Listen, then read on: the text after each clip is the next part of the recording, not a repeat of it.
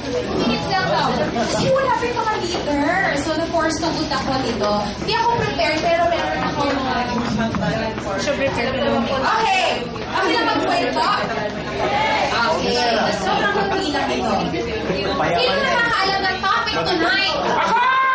Sige, sino mag-raise ng hand po? Sino nakakaalam ng topic tonight? Election! Election. Ay!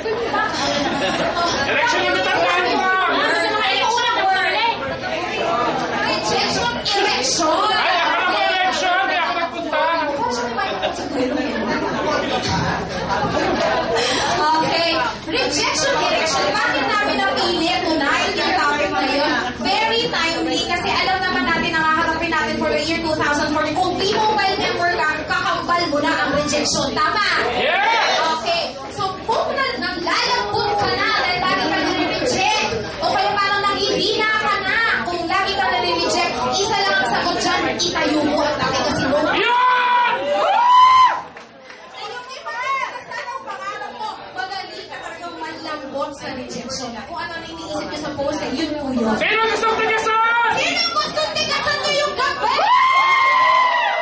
Okay. Sige, wala pa rin? Wala pa? Okay. Sige, magpapento muna ako. Sinare ko to nung nag-bono ko sa Bulacan. At gusto ko rin ko rin i-share sa inyo. Laging mura naman kayo nakakapon. Okay. Ang kwento ko ngayon to, may dalawang character sa story. Isang salesperson nagtitinda, dalawa pa lang salespeople na nagtitinda ng sapatos. Okay? Dumating sila sa point na ano kaya yung pwede nilang content follower ng essentially ng kanilang business o pwede nilang i-market yung business nila. Ngayon, sabay silang pumunta sa Africa. Alam niyo yung Africa kung saan? Okay. Malapit lang dito na isang sakay lang. Okay. Alam naman natin lang sa Africa, hindi gusto doon ng sapatos. Hindi, kami stickers lang, overrated sila. So, yun. So, ang nangyari, yung isang salesperson, pumunta doon. Sabi niya, grabe, pagtitinda ako dito ng sapatos. Wala na sapatos. So, negative siya when it comes to market ng South sa Africa. So, sabi niya, walang kwenta yung negosyo ko dito. Kaya itatayo ko dito. Kasi wala namang tao ng sapatos. Pwede siya malugi, di ba? Okay.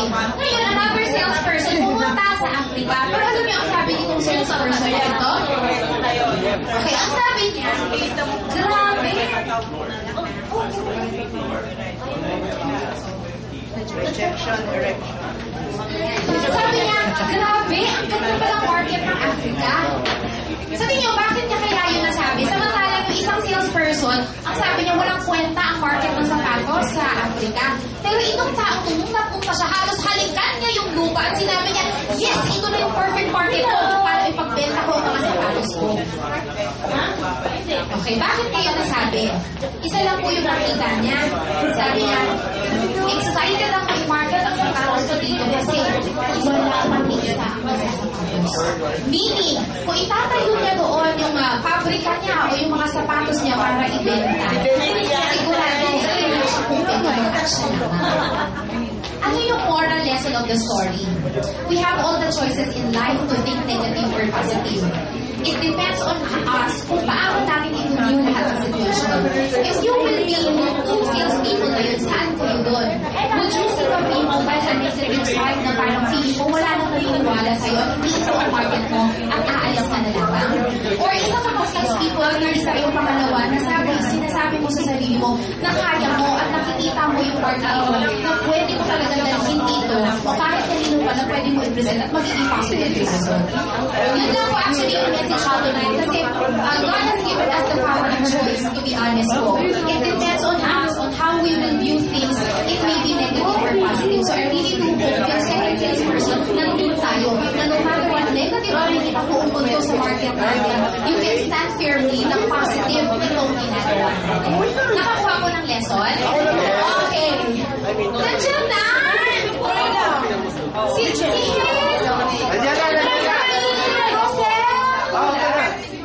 Sa pagkatao niya na daw lahat sila. Oo, hindi ko magbibiro. Okay, kasi hindi tayo makakapos yung story ko. Wala ko. Isa pa. Wala na ang story. May kato. Wala na story sila. Rosin! Ay, si Rosin.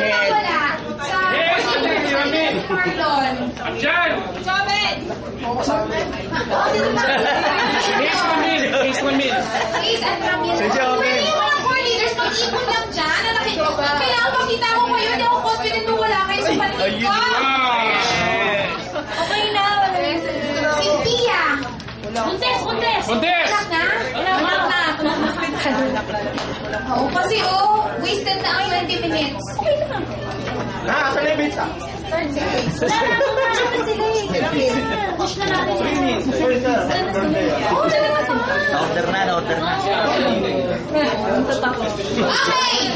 Nag-pressure ako sa DJ ko. Icebreaker muna tayo. Sino gusto ng icebreaker? Okay. Sa icebreaker ko po, walang KJ. Okay? Kailangan natin pag-isipin ng mga empleyado dito na nagpagod at nagwisit sa post nila maghapon. Ay, walang namin. O, yun si Bob. Walang pa ka naman natin. Okay. Pwede tumayo lahat at bibigyan ko po kayo ng instruction. Okay lang ba yung mga upuan nyo? Reserve naman na dito tayo lahat sa gitna mag-gather. Kailangan wala pong nakatayo sa upuan. Dito po tayo lahat sa gitna. You know? Okay, walang KJ sa mobile! Wala! Wala. O, yung mga nasa likod, wala. Walang ano nga, ligtas. Dito po tayo lahat sa gitna. Yes! Buti naman. Kaya pala naman dito.